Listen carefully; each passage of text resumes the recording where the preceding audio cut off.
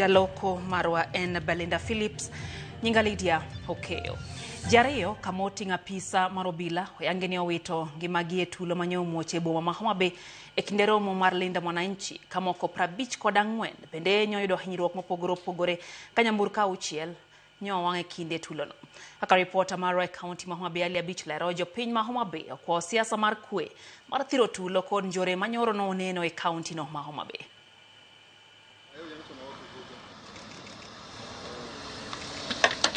Tulo mapek manowuok e kinde romo mar siasa mane obagi gi kweth mar linda mwananchi e boma ma Homa Bay oyangi ni oweyo ka ji ariyo kamoting'o apisa moro mar obila kaachiel kod miyo moro ne owito ngimagi ka ji mamoko 54 to ne owuok kod hinyruok. Obila no mane nitie kweth obila mane ogol e kauntis mamoko mar jiwo arita e kaunti ma Homa Bay e kinde romo ma kamano ne owito ngimane bang' ka kweth rowere moko ne ochiele gi kite kind chiro molare kod manyangweso kane oriembo nyamburko dok e stend obila ma Muhoroni mane otiye. Komanda mar obila e kaunti ma Homa Bay Lawrence Koilem oyango ni obila mamoko 8 bende noyudo hinyruok e kinde lweny no. Alikuwa ameshatoka kwa kazi. He was going back to Kisumu because all those officers were from Kisumu. So while he was on his way back to Kisumu between Olare and Nyangweso, I think vijana wale watupia mawe because he was a driver, he lost control. Sasa hiyo gari kaenda ikapenduka. With him was the hospital na other officers, lakini yeye akaumia.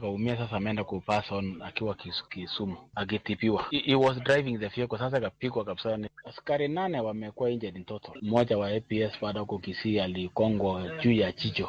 Bende kaluwore gi lipot mar osiptal maduong' ma Homa Bay, miyo moro ne owito ngimane ka yudo thieth bang' ka nyamburko mar kweth linda mwananchi ne okalo kuome e kinde mane oringo mondo otony bang' ka lweny osemuoch ka ji mamoko 46 ne oyudo hinyruok mag beti ka moko bende ne ochiel kod magina. Monj ma kamano bende ne otim e lok tich mar kanisa Adwen mar Lake Victoria Field bende nitie lale ka chud bura ma Homa Bay Town kama kweth rowere moko nyomonjo gi kite kendo ketho mwandu mathoth. Jatend Lake Victoria Field Pastor Samson Okwach wacho ni rowere makamago ne owang'o nyaka buge ma jodolo tiyogo e kiche ma sani dhi nyime kanisa mag Adwen mopogore.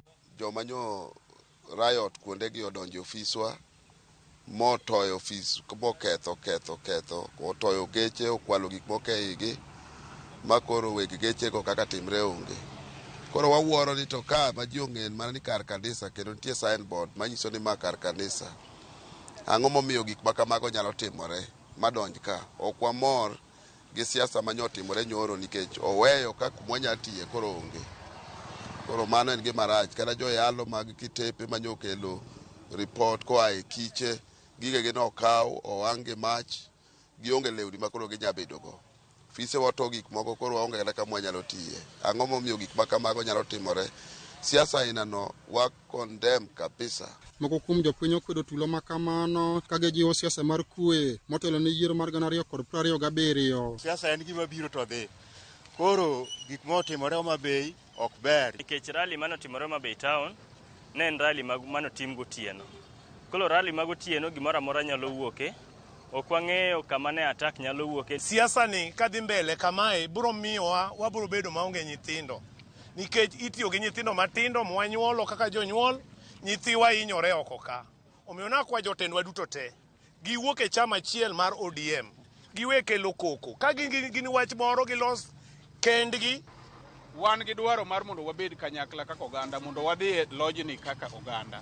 Wuodwa ma babu ni kocha bedo ni en kocha, chandruok gi duto te wang'eyo kuma nowuoke. Wadwaro ni mondo jowagi obed piny mondo gitiek kwak chandruok aila mwaneno dhi mbele kae. Maendi en apaya mawuok e boma ma Homa Bay kochiko boma ma Mbita, achiel kuom kuonde ma lweny notime nduoko e kinde rally mar linda mwananchi e boma ma Homa Bay ka. En lweny mokelo kethruok mag mwandu, hinyruok mar oganda ka nitie jogo ma bende owito ngimagi ka jopiny e kaunti ma Homa Bay ka ndi kwa siasa mar kwe e kinde ma piny Kenya chomo yiero mag 2027. Ali Abich, Ramogi TV, Homa Bay.